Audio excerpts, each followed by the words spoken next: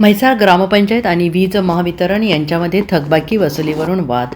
जाकवेल वीज connection cut केल्याने सबस्टेशनला seal करण्याची ग्रामपंचायतीची नोटीस, महावितरण कंपनीची पोलिसात धाव.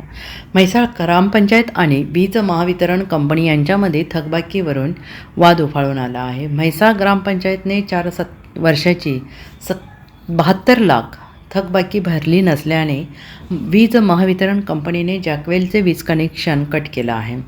तर वीज महावितरण कंपनीने 31 लाख रुपये कर भरला नसल्याने वीज महावितरण कंपनीचे सबस्टेशनला सील करण्याची नोटीस म्हैसाळ ग्रामपंचायतीने बजावली आहे.